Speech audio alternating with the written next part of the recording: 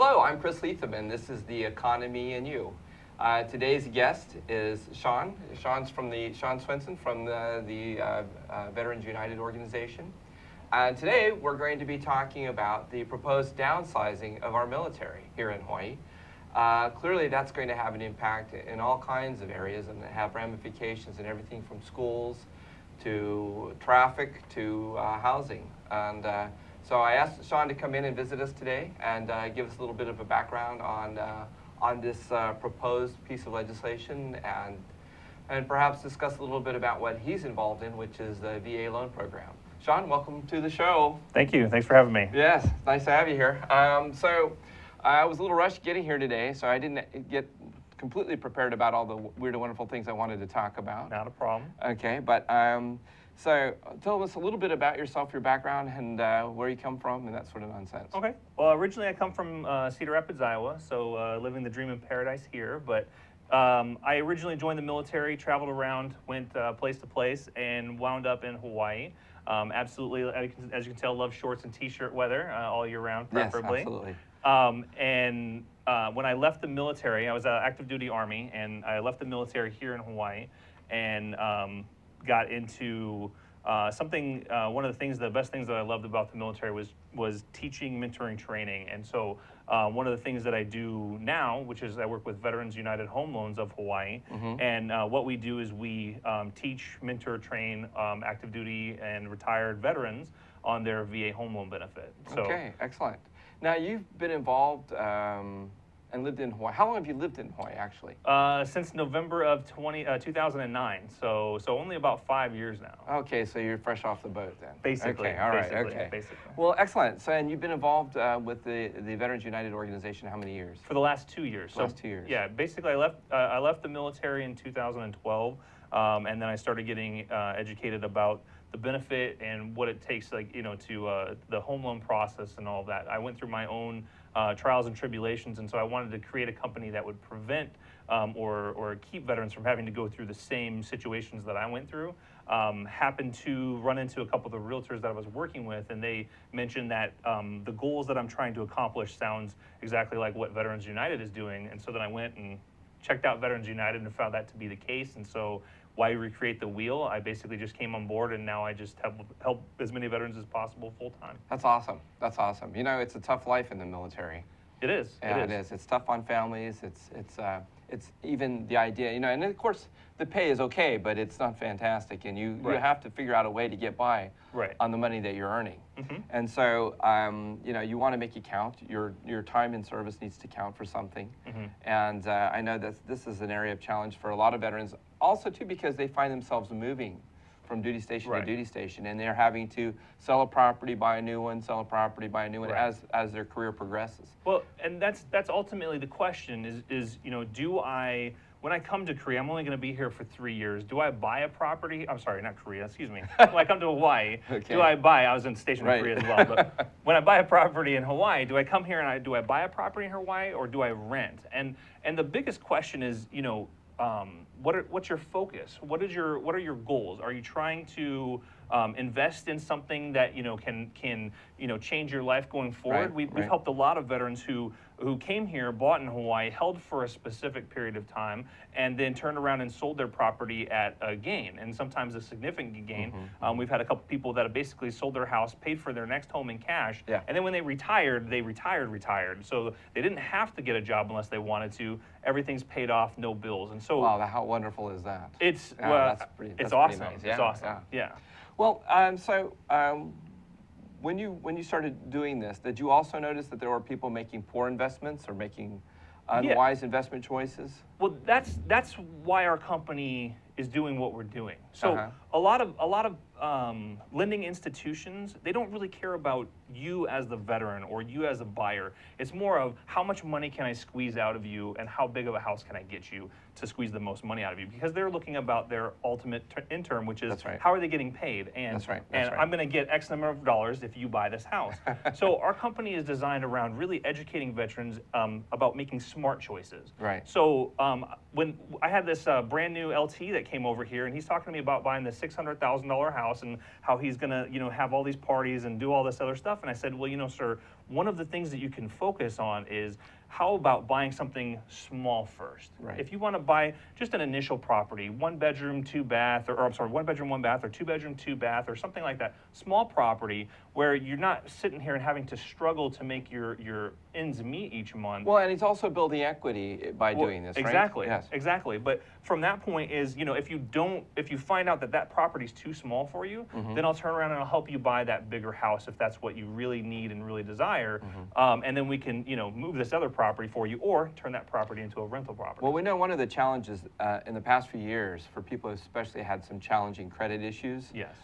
is they would get into sort of, how do I want to refer to these types of loans that were Subprime. subprime loans? Yes. Yes, exactly, subprime Right. loans. Thank you. So with subprime lending, we saw a lot of people being victimized by this. They were put into variable rate loans. Yes. And then when interest rates did go up, they just got hammered, and then we saw housing prices fall. Right. As I guess a consequence of people unable to make their mortgage payments. Is Right. that what was happening? And yeah, so one of the things that we additionally educate our veterans on is you have to focus on the long term. I mean, because when you buy a house, it's not buy a house, sell a house, flip a house, make a bunch of money, and then I go off to the bank. It's more of a focus of a long-term investment.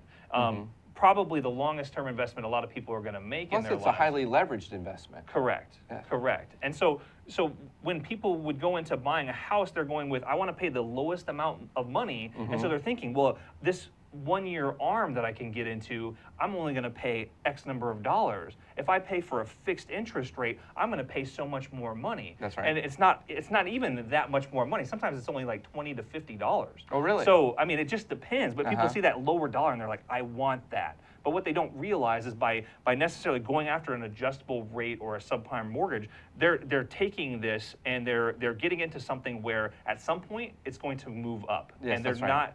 And the way the market's at right now, we pretty much hit the bottom. People were saying, 4%, we're never going to go below 4%. Well, we went down to about 3.25, 3%. What is the current interest rates today? Well, it depends on, of course, it depends on the individual. Well, okay. So, I mean, you're looking at anywhere from 3.625 to about 4.25. That's still incredibly low. Exactly. It's Yes. actually, it's one of the lowest, I mean, it's the lowest that it's ever really been historically. But we can still get people, if they want to, talk about paying down and stuff like that, buying points. But if they want to pay down, you can still get down to the 3.25% interest rate. But again, it's suggested, our company doesn't suggest it based on, it depends on your repayment. Like the average American refinances within 5 years. Okay. So I'm not saying that everybody's average because you have to have somebody, you have your ups and your downs. Well, I would think with the military you'd have a higher occurrence of that. Oh, it's very possible. It's very possible if you're going to either sell it or Yes. refinance it or whatever. Some people, I had a surviving spouse that she had purchased her property, fixed up the property, had a 3.25% interest rate, but then wanted to refinance all of her debt into the equity of her home. Basically, take the equity out and refinance that so it was one bill again. Now, is that a smart thing to do? It can be, but she wanted the one smaller payment, which made sense, Yes. and basically saved her $800 a month. Right. But I took her from 3.25 because the interest rate at the time was 3.75, so she went up a step. So instead of going down, she backed up a little bit. So, But that still overall may have still been in her best interest if the debt that she was carrying was like credit card debt or debt that was accruing at a much higher rate of interest. her goal was to reduce her overall monthly expenditures. Okay. And so, right. so that being her goal, it was she made a smart choice by taking everything and putting it into one loan. Mm-hmm. We talked about was it better for her to have like a 5 or 7 year personal loan, or was it better to put it in her house? And she decided that she would rather put it in the house, have one payment completely, and then pay it off over time, and take that extra $800 that she was going to be saving and just applying it towards principal. So she would have a lower interest rate versus having the 7 or 8% or even 12% interest rate people were quoting her for her debt. So, but by applying it toward her principal, though, she's still paying down her note, even though she may have a certain interest rate. By paying down that principal, that really accelerates the paying off the home, doesn't it? Exactly. It removes your overall liability, which is that mortgage that you're paying that interest on. So the faster you pay towards principal, the less interest you pay over time. And of course, that really has an impact on the back end of the loan, because you're now shortening up the duration, which means your savings in terms of the actual interest that you're paying out over time is substantial. Yeah, tens of thousands and sometimes hundreds of thousands of dollars. Yeah, and you know, that's what it really, I think that's one of the things that I see today, is that we don't have people having that financial education or background. I don't know if we want to blame our public school system or our private or what's going on, but you know, these are the types of things I learned about from my parents. Right. My parents, it was really important that we become well educated in understanding finance and understanding money. Unfortunately, today so many kids come from broken homes and situations like this. They're not getting the benefit of their parents sitting down with them and giving them that type of financial education. Right. And so it's really great what you're doing. Thank you. I appreciate it. And you know, and I'm glad that I actually found this company, because before, you know, and that's the thing that some people ask me, you know, the fact that if I would have worked with Veterans United first, I wouldn't be here with the mission that I have, knowing what I know. And so, you know, it's good that I went through the trials and tribulations that I did, because I wouldn't have known how much of a need there is to protect veterans out there. And going and working for the company, if I would have worked with them, I wouldn't have had that same experience, and then I wouldn't be here today fulfilling this mission. So when you're talking to veterans today, when you're having this conversation with them, how open are they to learning about or getting smarter about money and getting smarter about how to manage their loans and getting into a property that makes sense financially, that they can afford? I mean, are you finding that they are somewhat knowledgeable, or are you finding that they really need this education? Well, being active duty military myself, I know what we teach ourselves, which is not enough.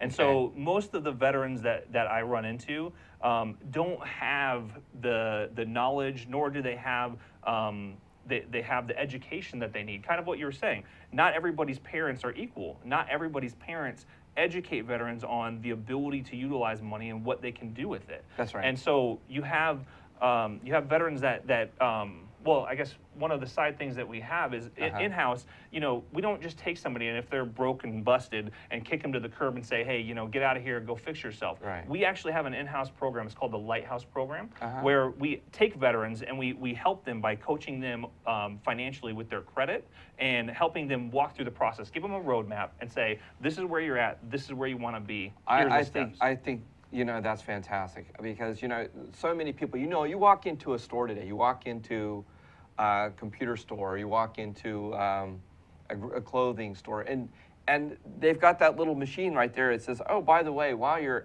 paying your bill, you can sign up for a free credit card. Right. But the potential consequences of taking out these credit cards and then missing a payment or two has this incredibly dangerous impact on your credit score today. Yeah. And it's like playing with fire. And sometimes it amazes me that they're so cavalier about saying, hey, we'll give you a credit card here, we'll give you a 20% discount if you just sign up for our credit card today, you know. And you know, it's sort of very good for these organizations in the short term, but the long-term impact on people who want to buy a home and have good credit, and you know, you kind of live and die by your credit score. Right. Well, and so, I mean, I take my example. My wife isn't from the U.S. originally, and so she was amazed at how easily I could get credit, how willingly people would just give me their money to turn around and, you know, pay them that interest. And so, but she over time, we saw that our bills became, you know, we were living month to month. I had a $8,500 hole in my pocket, and I was making $84.95. So I had this $5 shortfall each month, and that just kept adding and rolling and building up my debt until I ended up getting out of the service. And that was a rude awakening, finding out how much money I didn't think I was making, to find out how much money I really wasn't making and having to pay those bills. But either way, so the, you know, companies are designed around, you know, basically squeezing out every monthly dollar that they can from you so that they can pad their pocketbook. And so, you know, all these companies will give you money so easily, and people, it's about self-control. It's about learning how to, you know, say no to the easy money. And you know, it's an interesting thing because in the world of marketing and sales, Mm-hmm. they're trying to figure out new ways for you to say yes. Right. Okay, they're not sitting back on their haunches going, well, you know what, we think that guy's got enough debt and Right. we won't bother you anymore. You know, they're still going to come after you no matter what. So your ability to develop a kind of buying resistance or a smartness and understanding what you're doing is really key and important and imperative to your financial success. Absolutely. And it really sounds like what you're talking about here when you're working with these young people, and I'm assuming a lot of them are young people since they're in the military. Most of them. Yes. Is that they're learning how to manage money. Mm-hmm. They're learning to understand what their credit means. And unfortunately, too many times they're learning the impact of having bad credit when they really, you know, they've worked hard, they've spent many years in the military, but because they haven't managed their money well, the opportunities are passing them by. Yeah. Yeah. One of the first things that, so, you know, in the Army, you have to have your certain standards. You had to have, you know, keep your hair short and all that. So every now and again, you're going to run into a Joe that doesn't have their hair cut. And they're always like, oh, I don't have enough money. And it's like, how do you not have enough money to cut your hair? And so, so then at that point, I would take him or her and sit them down and walk through the process of, you know, tell me what you spend your money on, and then I would always add more to that. They'd tell me, oh, I spend $50 on that. Let's just say 100. Mm-hmm. And so I would have this, you know, this number, and I would ask them, I'm like, so you told me you don't spend this amount of money, right? And they're like, oh no, I don't spend that much. And I'm like, okay, now let's take a look, and we run through and add everything up, and I'm like, so I'm showing you a savings of $700 a month. Where's that extra $700 going? It's actually more than that because you told me you don't spend all this money. Where's that money going? And so I would take my soldiers and show them how they can save that $500 a month or $700 a month or $1,000 a month. They can take that savings and then build that nest egg. But a lot of people don't get that basic budgetary training. They just don't understand that. You know, that's actually something that seems to be endemic culturally. Yes. With us in the United States, we're not avid savers historically, from what I've seen. As you know, like for example, when I was in Japan, I served in the Marine Corps in Japan, and all Japanese people save. Right. They are born and they are raised under the concept of saving money. Right. Save, save, save, save. Well, of course, now they have money to come over to Hawaii and buy real estate. So you know, so they've been saving their money, and this is, of course, this is the upside for them. Probably it's good for us too, because otherwise, who would buy real estate in Hawaii? Maybe. But one of the things I'm really interested in talking about now that we sort of understand what you're doing and what's going on with your organization is now we've heard from the military, I suppose it's the military, who are trying to figure out how we're going to downsize. Right. Now, if we're talking about downsizing the military, we're talking about downsizing the military in Hawaii. Yes. Really, we have a huge presence here. Possibly, yes. So Department of Defense, Congress, they're kind of trying to figure out, okay, Congress wants to pay us $5, we need $6. Where do we cut that extra dollar out? It's a lot more than that. It's a little more than $1. Right. But that's what that, you know, basically they're just trying to take that, you know, where do we take this extra dollar from? Yes. And so it's been floated to just about every installation that we're planning on downsizing you. You tell us why we shouldn't downsize you. What do you bring to the fight, basically? And so they talk about, you know, troops, they're talking about, you know, equipment, they're talking about research, they're talking about every aspect of it. But it always comes down to what's our most expensive item, and that's personnel. Personnel costs us money because we're an all-volunteer force. We're not, you know, we don't have the draft. If we had the draft, I could pay you $10, and I could literally just pay $10. Right? Okay, it's too bad. You just have to live with it, right? Exactly. Okay, but you know, we have to have incentives to get people to stay. And quite frankly, our military is much more technical. Correct. Today, what makes us really, I think, one of the most powerful nations is not just that we have soldiers, but we have well-trained soldiers. Right. Not only in combat, but also in a variety of technologies. Right. And so, yeah, they're expensive.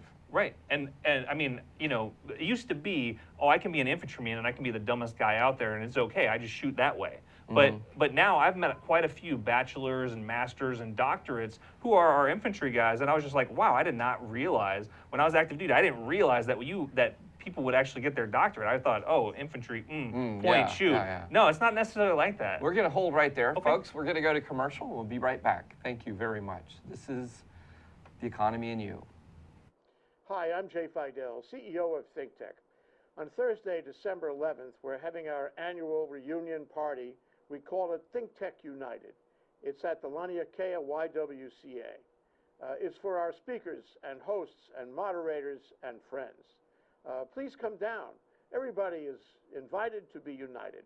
We'll see you there. Check our website for details. Aloha. Aloha, my name is Carlos Juarez, and I host Global Connections here on the ThinkTech broadcast series. We broadcast live every Thursday from 2 o'clock and also on Olelo 54. Please make sure to tune in and join us. We'll see you there. Hi, this is Chris Letham, and this show is called The Economy and You. Today we're talking with Shawn Swenson, who's from Veterans United, and we've been talking about the challenges with the soldiers and getting loans and having the need for financial education. And now we're talking a little bit about the proposed downsizing of the military. So Shawn, when we left, we were talking about how this is going to have an impact on soldiers, but we also need to talk about how this is going to impact our readiness. Right. So the big part of taking 20,000 soldiers from Hawaii. Now I heard maybe up to 30,000, but you're saying... So it's 20,000 soldiers, but you got to think, how many soldiers have a wife and a child, or how many civilian contractors are you supporting with that military billet? So for every about 10 soldiers, there's going to be probably a civilian that's associated with that, if not more, because you have a lot of people don't think about that. They think, oh, let's just take 20 soldiers. Well, that 20 soldiers, that's thousands of dollars that are leaving the economy. That's right. Going someplace else. That also means it's going to impact the jobs. Correct. So that means that mom and pop store here is not going to get money. That means that this worker who cleaned out the trash is not going to get money. This person who educated that soldier is not going to get the money, and so on and so on and so on. And so they're talking about, in addition to 20,000 soldiers leaving, it's going to affect at least 30,000 people worth of jobs, in addition to the families that are going to leave. And that's, there's a lot of, with 20,000 soldiers leaving, possibly, there's a lot at stake. You're talking about 5% of the population of the island. Wow. And that's only about, they're bringing in about $16 million, let's say. But that equates to over time, and if you take that and encompass that with the different things that they're buying, because soldiers aren't just holding on to every dollar, as we were talking about previously. No, that's right. Yeah, they're spending every dollar, most likely, and a lot of times it's in the local economy. And there's a multiple. What you're talking about is sort of a multiple effect where those dollars get recirculated through the economy. Exactly. And also, of course, if you pull that many people out of here over, I wouldn't imagine it happen all at once, but it would happen over sort of a downsizing over a period of time? It would actually happen pretty quickly. Oh, really? So 2020 is their projected target of, we're going to downsize these people, and within 1 to 2 years, they're going to downsize those people if they take them. Oh, my And goodness. so it'll go pretty quickly. Probably, I think everything will be done maybe within 4 years. So by 2024, those 20,000 people will be completely off the island.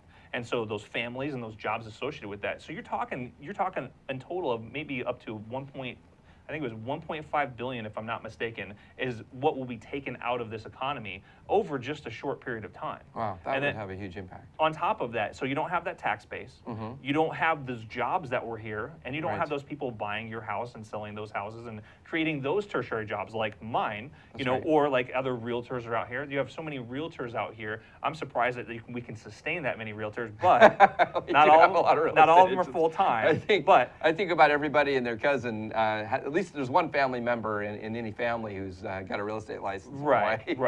But they don't necessarily, not all realtors live off of that income. That's right. But there's a lot of different things that would happen, and so you're going to remove all of this income or all of these second and third and fourth order events. Just because one soldier buying a candy bar could turn into $1 of profit here, which goes to buying this new truck for my store. That new truck somebody had to ship that truck here. Somebody had to build that truck. So you're not talking about just local jobs as well. You're also talking about other states or other countries that are affected by the purchases that would be happening here as well. Well, let's also talk about the military readiness aspect of this, because if you're moving that many people, then you're going to put them somewhere else. If you're putting them, say, on the West Coast, as opposed to being in Hawaii, and you're not stationing in a more forward position, such as in the Philippines or Okinawa or Guam, what does that do for, or how does that impact our ability to have a presence or be able to project force in the region. So the 25th Infantry Division, which is the main Army unit they're talking about taking away, and the Army in the Pacific, a vast majority of the people that support Army movement or exercises everything in the Pacific, you're talking about taking away. This is a logistical. Yes. A hub. You're talking about taking away somebody who's here, who, if you go to California, it's going to take you 6, maybe more hours to get to California. Right. Well, so you're already 6 hours closer to the enemy, whoever that may be. And on top of that, you have all of this stuff out here anyways. Would you rather if somebody's attacking your country, would you rather them attacking in California, or would you rather them attacking Hawaii first? I mean, just California. Yes, I mean, Let them go to California, and then just like the ships, they sail to California, yes, and then they come back to Hawaii. Right. Yeah. I mean, if you look at history, because history never repeats itself, right? That's right. We never go through wars for the same thing over and over again. But if you take what the Japanese did to Pearl Harbor, right? Japanese, they assumed the entire Pacific Fleet was at Pearl Harbor, which is that's also why you want to not just have everything in one location. That's right. But you have the Japanese struck Pearl Harbor to take out the entire Pacific Navy, and they knew that if they crippled the entire Navy in port in Hawaii, that they would have free reign of the entire Pacific. Well, certainly it gave them, by attacking Hawaii, it gave them a lot of opportunity to take over a lot of the islands and archipelagos, right, in the South Pacific, right, because we no longer had any ability to project power in that area. Correct. Things seem to be getting a little bit dicier in that part of the world. Correct. China is now becoming someone who's projecting force into the region. Yes. You've now have of course, even the Japanese today are taking a more assertive role in their military. Well, which is probably not a bad thing. You have to. Yes. And so now this is one of the biggest points of contention right now in the Pacific is China. China is building islands, and they're building islands closer to other nations. The reason why is because if they own this piece of territory, that means they have so many nautical miles from that piece of territory that's technically considered sovereign territory. That's right. So how many islands, if I create this one island right out here in the middle of this reef, how many islands does that give me control over? And what's that give me control over?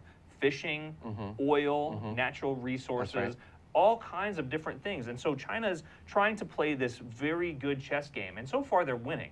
And what they're doing is they're continuing to project power, project their cells from their main border, and take territory without really taking territory. So by taking, say, reefs, yes, building a structure on the reef, yes, and then sticking a flag on it, that gives them the ability to claim that as their territory? Right now they're building a airfield out in the middle of the Pacific off of one reef chain. And so what they're going to do is they're going to have a place that they can refuel all their Pacific fleet, and they can refuel, it's South China, but the South China Sea area and close, it's really close to the Philippines. Now, this is an area where there is a lot of oil drilling going on, yes. right? Well, there's oil. The biggest resources out there is actually fishing, and then you have all of you've seen all the little mom and pop, this is made in Hawaii, or this is little Hawaiian cultural, starfish and shells and all this stuff. Yes. Well, they come from somewhere. That's and right. a lot of them do not actually originate from Hawaii,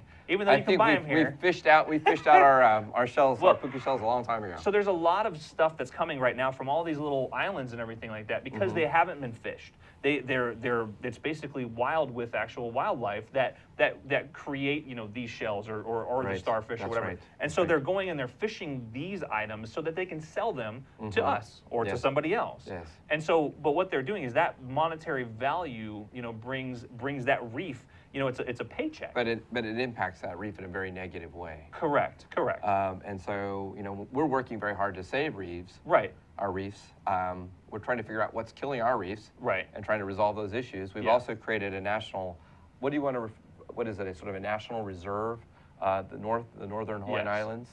So we've got that now because we've depleted our fishing stocks around the world so dramatically. Right. And so now we're trying to figure out ways to rebuild those fishing stocks. But of course, what we've got now is we had a similar problem with Japan when it came to whale harvesting. They were allowed to harvest whales for scientific purposes. Right. But clearly they weren't really doing that. They were harvesting whales to sell.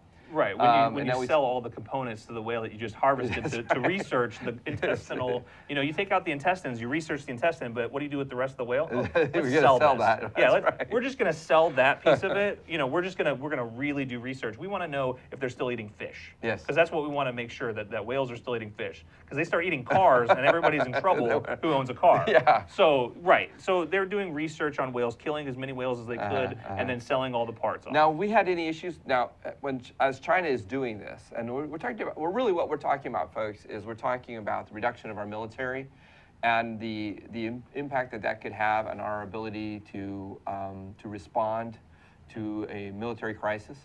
And so the reason that we're talking about this is because Hawaii, of course, would be majorly impacted, not just in our economy, but in our ability to be ready or to project our force here in the Pacific. So this is why we're talking about this. But we've been talking about this for a while now, and it seems like it's a really challenging issue for our leaders in our military. Yes, you can't. Everybody's our friend. Yes. And until you're not our friend. Yeah, until you're not. And we don't know that until you start killing us. Yes. So that's we're very PC. Everybody has to say, like, I don't hate you, I love you, and we all love you. You stabbed me in the heart. Okay, well, yeah, I don't love you anymore. That's right. Well, North Korea, of course, has been a very interesting predicament. We talk about North Korea, and we're sending over basketball players ex-basketball players. Now we're not sending them over. They're being invited and cordially, accepting the invitation and going over. So North Korea is a special place. But don't we still see North Korea as our preeminent threat in the South Pacific today? Technically, that's kind of the main saber rattler right now. Most everybody, as far as military, does not want to attack us. Right. Physical powers. You don't have a lot of actual threats out there. It's more that sole terrorist or that terrorist network that's actually creating a lot of the issues that we have today. That's a very interesting issue. Well, we're going to go to commercial, and this has been a really incredibly interesting conversation. Thank you for coming on the show today. So we're going to go to commercial. Aloha, hello. My name is Hong Jiang, and I host ThinkTech Asia every Tuesday afternoon at 4 p.m. At our show, we talk about issues that are important in Asia, such as environment, culture, history, religion. We broadcast live, and we're also on Olalo 54. Make sure to tune in, and we'll see you there. Thank you. Goodbye. Hi, this is Chris Letham, and this is The Economy and You. And today we're talking about the downsizing of the military. Our host is Shawn Swenson from Veterans United. And I want to go back and, Shawn, I want to go back and talk a little bit about our veterans. Sure. I want to talk about our military and where do they go and where do they go to get help when they're getting out of the military and they're going to be leaving Hawaii. What is the best course of action for these people? Where should they begin in this whole process of, okay, I'm going to sell my home. Okay. And who do I need to see? Who should I talk to? What kind of education do I need to get? So there's a lot of that's a lot of moving parts. Yes. So is there somebody who sort of sits down and goes with them from A to B? Well, or A to Z? So so our company can facilitate a lot of this. Okay. The problem that it comes into place. We're not tax professionals. That's right. We're not lawyers. We're not real estate agents. So when it comes down to certain aspects of it, we have to defer to somebody that's either licensed in that area or has that training, that specific training. We can help facilitate kind of the logic behind some of the steps that they're making. Okay. Whether do I sell this home now or do I hold on to it and rent it? And so sometimes you just need a sounding board. You just need somebody to talk to that provides a different perspective. Because obviously, if they leave a home in Hawaii and they're not in Hawaii any longer, then they're going to need somebody to manage that property. Right. So it's I believe it's a state law that you actually technically I think you can manage your own property, but me personally, even though I live here, I probably am going to have somebody managing my properties. So I don't. It's a pain in the butt. I mean, you know, there's Yes. different things that I have to deal with that take That's away right. from what I'm doing. And so I really prefer to kind of leave some of that minutia to somebody else. And yes, they're going to charge me. Yes. And yes, I'm going to have to pay something. Can you tell me what would be sort of a good rate for having somebody manage your property if you're going to be leaving Hawaii? If you're paying more than 10%, you're paying somebody too much. Is that right? Okay. Yes. So you should never be paying more than 10%, 10% or less. And so it just depends. You know, again, what I tell a lot of my clients when they buy a home here, the first thing that they should do after they move in, they unpack their boxes and they get settled in, is you need to go out and find that person who you're going to trust to manage your property if you leave. Right. You shouldn't. They shouldn't be focused on, I'm going to buy here, I'm going to hold it for 2 or 3 years, and I'm going to sell it. That's because it could even be that they get deployed, even though they came here and this is their primary duty station. Correct. They could still get deployed out of Hawaii. Correct. And be gone for months. Right, right. You want somebody that you trust, whether it's a family member or it's somebody that you met here locally. You want to have somebody that you can count on and rely on to ensure that your property, you know, your best interests are being taken care of. That's so important, and you know, you wouldn't really think about that in the process of buying a home, but if you're in the military, it's a special case situation. Right. Especially if you're single and you don't have any family members here that aren't going to be here if you deploy. So actually a really great and insightful piece of information. So, but now they're saying they're going to sell. Okay. Or they're going to leave, and they have to make that decision whether to sell or not sell. Usually, so what most people do is because they trusted the realtor that helped them buy that property, That's right. a lot of times they'll go back to that same person and say, hey, you know, can you please help us sell our property? Sometimes that's not always the best answer. So sometimes a realtor, generally speaking, a realtor is going to tell you that you're a prospective buyer, I can do what you're asking me to do, even if they can't necessarily do it.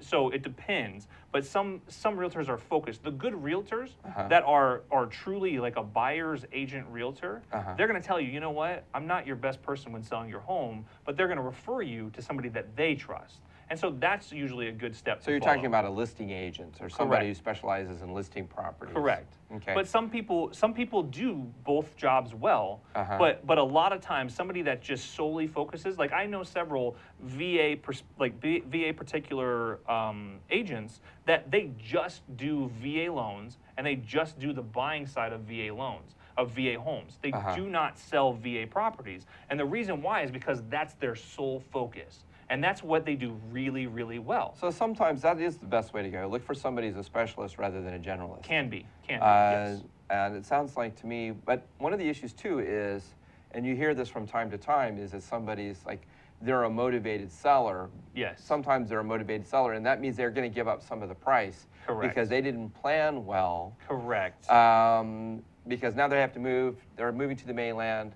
they can't finance another property because they're carrying debt over here. And that leads into exactly what we start the process out with, is prepare for the worst case scenario. Okay. Prepare for, I'm going to hold on to this property for the rest of my life until I pay off this debt, and then at that point I might sell it. And if you prepare that way, that you're going to have to hold on to that property for the rest of your life, and then you buy a property that just fits your needs, not your desires. I understand it's paradise. I want to live the dream in paradise. You want to have a place where you want to be able to invite your friends over, right? Come hang out with you and have a good time. But there's this fabulous thing called a beach. There's other restaurants. I mean, you don't have to have everybody over to your house and spend the night after you get drunk. You can, you can take a cab back to your house, and go to sleep. The big thing that a lot of people look at is that is kind of that party atmosphere, that mentality of, I want to have this really great place that I can show off to my friends.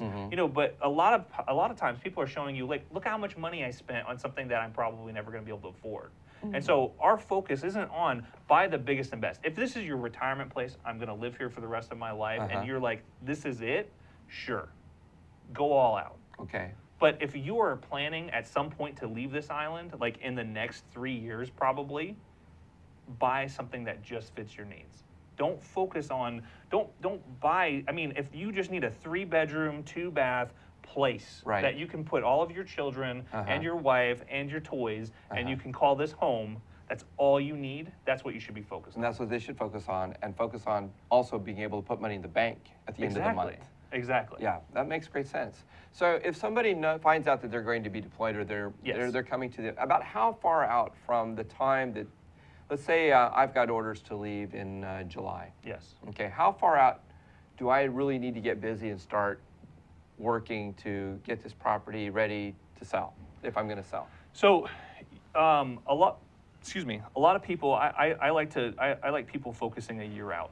A year out. A year out. And the reason why is because there's so many things that can change. And so just because your boss tells you, hey, you're going to be going to this country, hey, you're going to be serving over here, just because 3 years is technically the time, that doesn't mean 3 years is going to be that time. That's right. So, that doesn't mean that you're not going to get deployed tomorrow to Afghanistan or to China or to Japan or all the above. Any country. So that's where it's really, it never hurts you to plan ahead. Okay. It never hurts you to plan ahead, and planning a year out. And if all you're doing a year out is saying, you know what, we're going to sell our house, then at least you made the first step, and you made that decision that I'm not going to hold on to this property past this point. And then you start taking the next step is go, so I'm going to sell this house. I'm going to leave on this date. So, it's the same thing that you do in the military is you reverse plan. You go, I need to leave on this date. So I need to look, okay, I need to have this house on the market now, by that date. Where can they go? Is there information available from you, from your organization about that, where they can go and get more information on this type of thing, on how to do this kind of planning? Well, or can they reach out to you? The easiest way, I would say, the easiest way probably would be to get a hold of me. Anybody can call me on my cell, 808-321-1962. Okay, say that one more time slowly. 808. 808. 321. 321. 1962. 1962. So I answer my phone from 6 a.m. to 11 p.m. every day if somebody calls me. Okay. That's just the way it is, unless and I'm where can talking they to find somebody you? else. Where can they find you online? They can go to my website. I believe I would have to pull out my card here real quick. Sorry about that. I have a VeteransUnitedHawaii.com. well, How about that? That works. Yes, that works too. That it's on the screen. They can go there. Hey, there you go. So thank you. Appreciate that. I couldn't remember off the top of my head. Sorry. But no, it was really great having you on the show today. I think it's been a really great show, and you've really given us a lot of great information. Anytime. We've talked a little bit about the politic of our military here in Hawaii and their impact on the economy. And I want to thank all of our guests for watching our show today. And I hope we were able to talk about some issues and address some of the concerns that some of you out there might have if you're in the military. Any final thoughts, Shawn? Yeah, if you have any questions, give me a call. How's that? How much time do we have left? I think we're about out of time, right? Thank you. Everyone, this is The Economy and You, and I'm Chris Letham, your host today, and thank you for tuning in. Aloha.